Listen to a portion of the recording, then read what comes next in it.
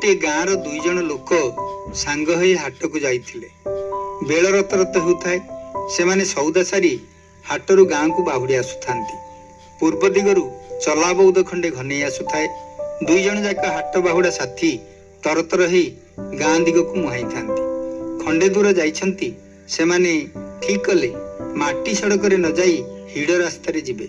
फलरे खूब शीघ्र सेमाने गाँ रे पहुंचीबे। हिड़ रास्ता रे जाऊ जाऊ जने लोक चित्कार करी हठात बसी पड़िले।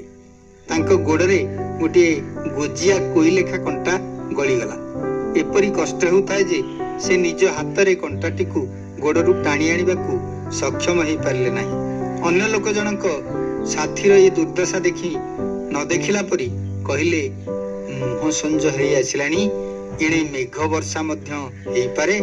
अंधार राती राती हेई गले आउ आमे गाँ रे पहुंची परिबा नाही।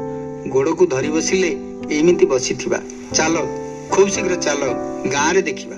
या कही लोक जनक आगे चलिले। गोड़े कंटा गली जाइथिबा लोक जनक बा करिवे कोन? बाध्य होई गोड़ घोसारी घोसारी चलिबाकू लागिले। खंडे दूर जाइछंती कि नाही आर लोकटीर गोड़े आउ गोटे कंटा गली गला। से बोउल मरिगली बोली कही बसी पड़िले। प्रथम लोक गोड़े कंटा फुटी जाइछि। द्वितीय लोकटी गोड़े कंटा फुटी गला। केही हेले निज गोड़ को देखु नाहंती किंबा अन्य गोड़रू कंटा काढिबाकू चेष्टा करू नाहंती। 2 जन जाक जंत्रणा रे चित्कार करी हिड़ मुंडरे बसी रहिछंती।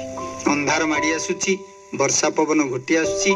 ठीक एही समय रे जने शिक्षक सेई बाट देई घर को फेरुथिले।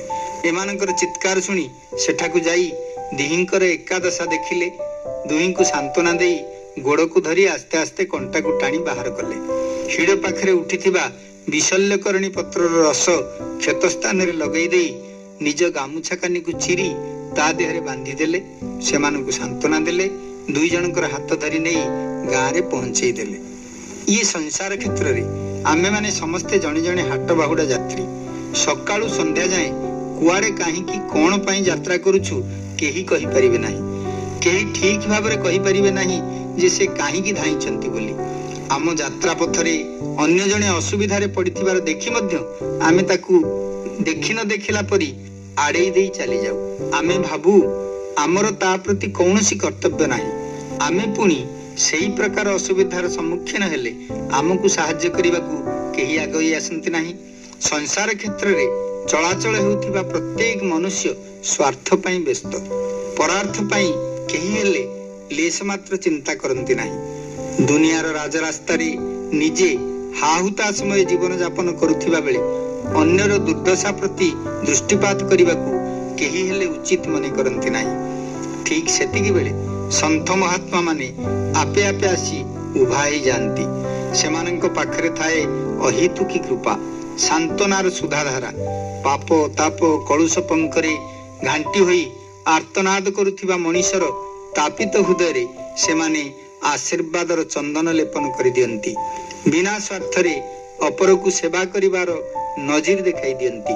फलरे स्वार्थपर मनीष निस्वार्थपर सेवार महत्व हृदयंगम करिवाकू सक्षम होइथाय।